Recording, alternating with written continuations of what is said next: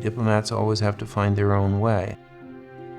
As a diplomat, you have to think, what are your values? What are you willing to risk? You could, through peaceful resistance, you could bring about immense change in the world, and you could succeed where people thought it was impossible.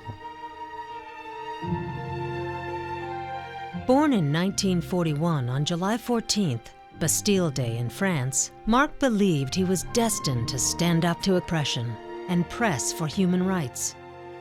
Growing up in a military family, his early years were the foundation for a life of curiosity, engagement, and commitment. Vermonters have a particular rebellious nature and individual quality. My mother taught me that. Ethan Allen was married in the parlor of our house in Vermont. I grew up with the Ethan Allen legend, the resistance to British tyranny. During high school and later at Yale, Mark began to explore the passions that would shape both his career and his future. When the Civil Rights Movement became evident on the Yale campus, I immediately joined and started to work both demonstrating. I started something called Yale in Jail to work with mostly black prisoners. I immediately learned what it was to demonstrate and to organize and to resist. You could, through peaceful resistance, with passion and with engagement, you can bring about change. That was the most important experience of my college years. Through his experiences as an exchange student in Russia, Mark began to understand the shared values that unite people of every nation. He saw firsthand that people around the world had a thirst for freedom, a hunger for democracy. An ambassador ought to be seen to be a friend of democracy and human rights. He's part of this struggle for progress and justice. He should think, gee, this is the single most exciting thing I can do.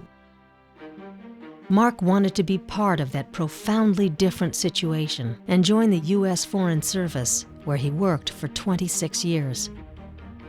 What's really fun for a diplomat is to get out of his building, out of his embassy, out of the foreign ministry, and to travel, for example, and to really get into the society.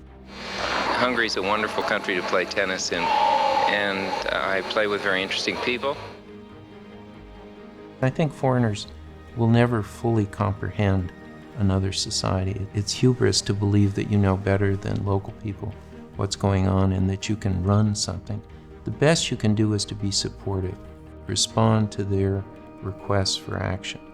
And I think maybe the most important single lesson I've ever learned is that when people who have authority, if they're willing to stand with people who are fighting for justice peacefully, if an ambassador is willing to demonstrate or at least be present at a trial or in other ways show solidarity to dissidents, that makes an immense difference. Gandhi taught us that that's so critical, the feeling that you're together with a larger group of people and that history is on your side, that the legitimate authority figures in the world are with you.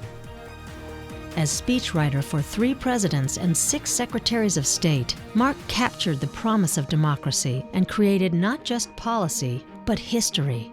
His words helped to inspire hope and drive action, including the founding of the U.S. National Endowment for Democracy.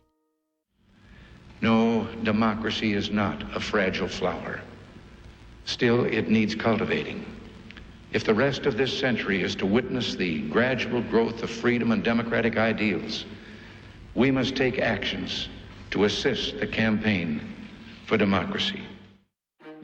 Ronald Reagan taught me how to deal with dictators. In his very first meeting with Gorbachev when they were alone, he said to Gorbachev that we are 2 men from small rural places that nobody's ever heard about or ever cared about, and we've got all these people sitting out there in the next room who programmed us for the next 3 days. And we can either do that, or we can sit here, the 2 most powerful men in the world, and talk about ourselves, about our families, about what we want for the world, and we can try to establish a relationship. Gorbachev loved this because it appealed to his basic nature also. And we had scheduled them for 8 minutes. They stayed together for 45 minutes. And the rest of us were out there getting really nervous that they were fighting. And then they came out arm in arm. Establishing a relationship with a leader, a dictator, a personal relationship is really an important thing. Later, as an ambassador to Hungary, Mark stood in solidarity with those who embraced freedom and democracy. One of the things that I did in Hungary in March of 1989 was actually to go out in the streets and march with the Democrats, with the Hungarian people. It was not viewed in a friendly way by the Communist Party leadership of Hungary, nor in Washington, where it was considered outrageous that I did it. But I think for the Hungarian people, it was good that they could see that they weren't alone. As a diplomat, you can play, often behind the scenes, a significant role in assuring a peaceful transition.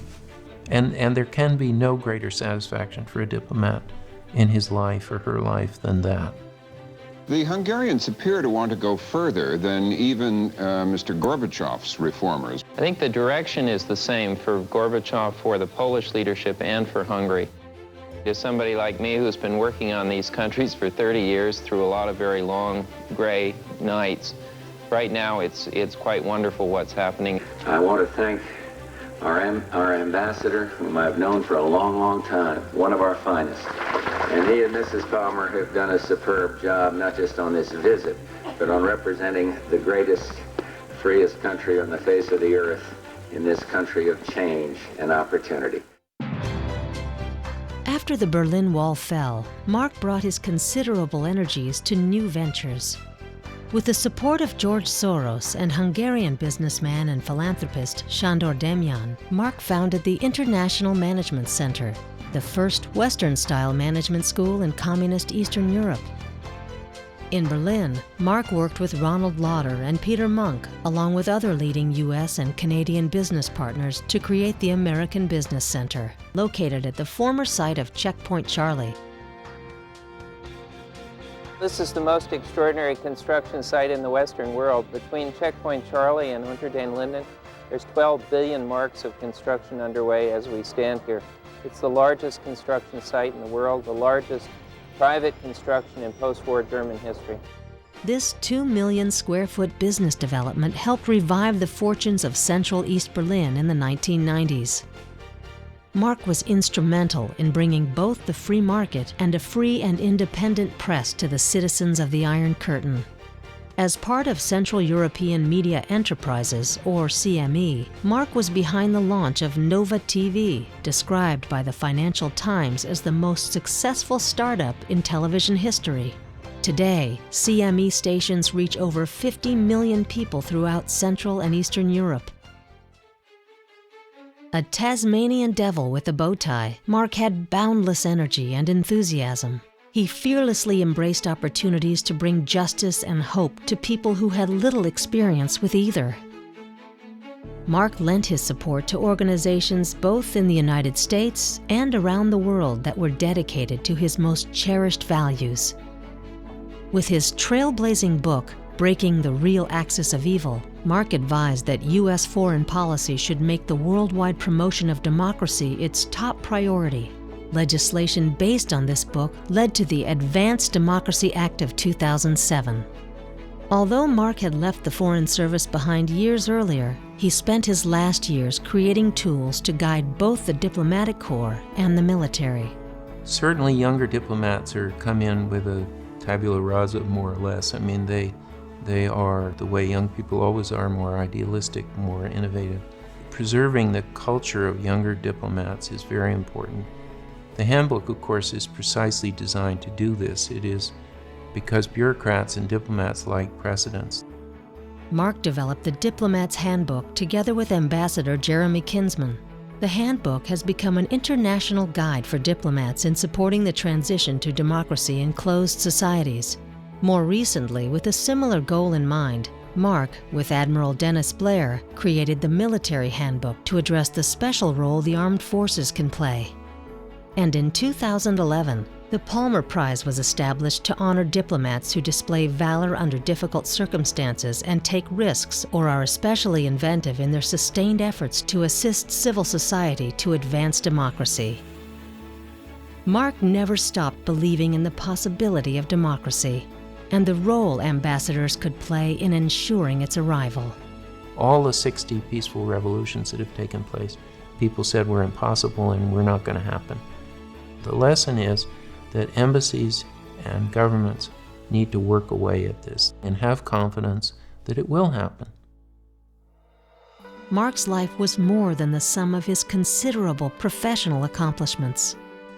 It was also a life of humor and love, a life rich with friends, family, and most important, a life shared with his loving, brilliant, and always supportive wife, Sushma, the strong, enduring woman who both shaped Mark's legacy and was instrumental to its existence.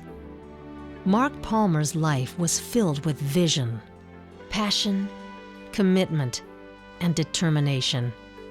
And it's not an overstatement to say that his efforts touched the lives of millions.